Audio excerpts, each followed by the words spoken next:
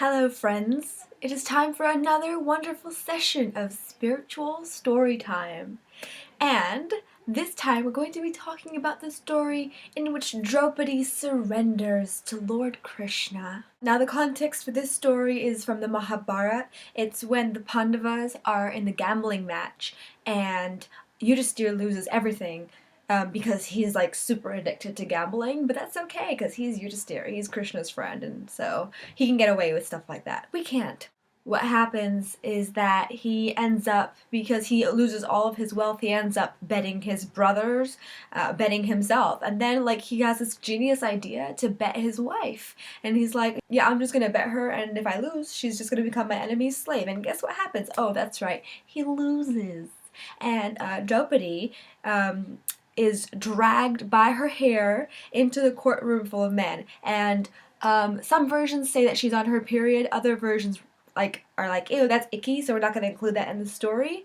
But let's just pretend that she's on her period just because it's more fun and humiliating. All of this is done in the court of kings. There's the king there, there's the king's brother, the king's wife, I guess, all of these people. And so the following happens. Karna was the first to come forward. He was Duryodhana's great friend, and he said, "Now we want to see the naked beauty of Draupadi." Present at the meeting were elderly persons like Dhritarashtra, Bhishma, and Dronacharya, but they did not protest. I wonder why. They did not say, "What is this? You are going to strip a lady naked in this assembly?" Because they did not protest, they are described as Asat Sabhya, an assembly of uncultured men. Only an uncultured man wants to see a woman naked, although nowadays that has become fashionable. According to the Vedic culture, a woman is not supposed to be naked before anyone except her husband. Therefore, because these men wanted to see Draupadi naked in that great assembly, they were all rascals. When the tire of Draupadi was being thus dragged, the thought of Hari, and she herself cried aloud, saying, "O Govinda! O thou who dwellest in Dwarka! O Krishna! O thou who art fond of cowherdesses! Of Vrindavan! O Keshava, seest thou not that the Kauravas are humiliating me? O Lord, O husband of Lakshmi, O Lord of Vraj! O destroyer of all afflictions, O Janardana, rescue me, who am sinking in the Kaurava ocean. O Krishna, O thou great yogi, thou soul of the universe, thou creator of all things. O Govinda, save me, who am distressed, who am losing my senses in the midst of the Kurus." Thus did that afflicted lady, resplendent still in her beauty, O king, covering her face, cried aloud for a really long time, thinking of Krishna, of Hari, of the Lord of the three worlds. Hearing the words of Draupadi, Krishna was deeply moved. And leaving his seat, the benevolent one from compassion arrived there on foot. Don't know where he was, but he walked there. Draupadi sure was praying for a long time. And while Yagyaseni was crying aloud to Krishna, also called Vishnu and Hari and Nara for protection, the illustrious Dharma, remaining unseen, covered her with excellent clothes of many hues. O monarch, as the attire of Draupadi was being dragged, after one was taken off, another of the same kind appeared covering her, and thus did it continue till many clothes were seen. And, O exalted one, owing to the protection of Dharma, hundreds upon hundreds of robes of many hues came off Draupadi's person. Oh, wow! So many clothes! Super fashionable. And there arose then a deep uproar of many, many voices, and the kings present in the assembly, beholding that most extraordinary of all sights in the world, began to applaud Draupadi and censure the son of Dhritarashtra. When the Kurus were taking away Draupadi's sari to see her naked, Krishna supplied more and more cloth for the sari, and therefore they could not come to the end of it. Finally, with heaps of cloth stacked in the room, they became tired and realized she would never be naked. They could understand it is impossible. At first, Draupadi had tried to hold on to her sari, but what could she do? After all, she was a woman, and the Kurus were trying to strip her naked. So she cried and prayed to Krishna, "Save my honor." But she also tried to save herself by holding on to her sari. Then she thought, it is impossible to save my honor in this way.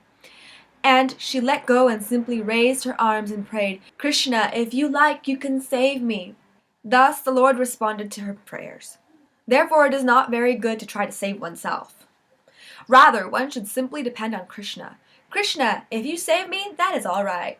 Otherwise, kill me. You may do as you like. So here we have Draupadi, who has just been pretty much sold into slavery by her husband, being dragged by her hair, and then her enemy not only humiliates her verbally, but then also attempts to strip her naked in front of all these men. But what I like the most about this is how Krishna is just so magnanimous. After Draupadi praises him and prays to him and begs him, she's like, oh, Krishna, please save me, he decides that he's going to give her more clothes. Oh, so that she's not naked. That's great. It doesn't matter if she's still a slave. As long as she's not naked, at least her chastity is maintained. And that's the most important thing, girls.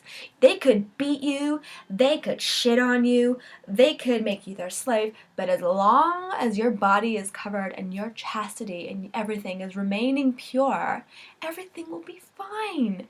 That's what's important. That is the lesson we must take from this. All of us ladies, don't forget that. What I find really interesting, though, is that what Krishna does is he just gives her some clothes. Like, let me see, could I do that? Oh, look, magical clothes. Oh, here, take some clothes. Take some clothes. More clothes. Oh, look, more sari. Oh, more sari. And it's changing colors. Oh, magical, changing colors. Oh, wow, that's amazing. Wow, that's a really cool trick, Krishna. Would you like some more? Oh, look, there's more and more. This sari is endless. What a miracle! What a miracle! Jai! You know what that's like? That's like if I go to work and people just start clapping. Bravo! Bravo! You showed up. You came to work. Good job for showing up. You deserve a prize. Let's give him a medal. Let's give him a medal for showing up. Krishna is omnipotent, omniscient, absolute. He's God. He can do whatever he wants. What does he decide to do? Here. Cover yourself. No, you're making an embarrassment of yourself. Cover.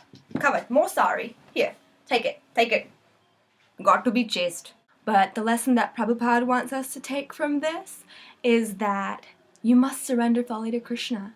You should not do anything for yourself. See, Draupadi made the mistake of holding on to her sari. She's like, oh my God, don't take it off me, please. And it wasn't until she fully surrendered and she just threw her hands up and she's like, Krishna, do the work, do the thing, save me.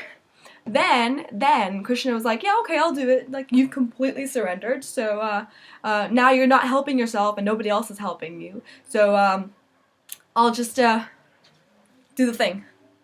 I'll just give you lots of cloth.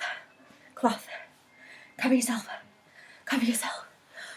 Be chaste, so chaste. And that's what we have to do. We must not help ourselves. God will not help those who help themselves. God helps those who surrender fully and completely. If you have cancer, don't go to a doctor. Don't go to a doctor.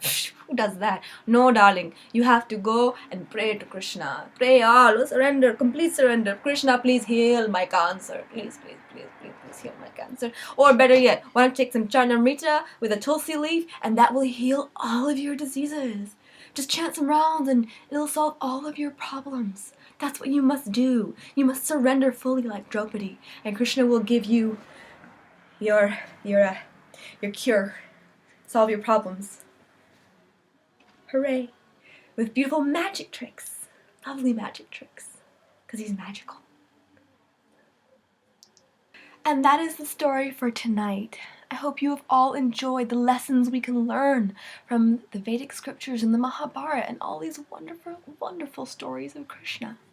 Good night and sleep well, knowing that you are in safe, capable, very, very considerate hands.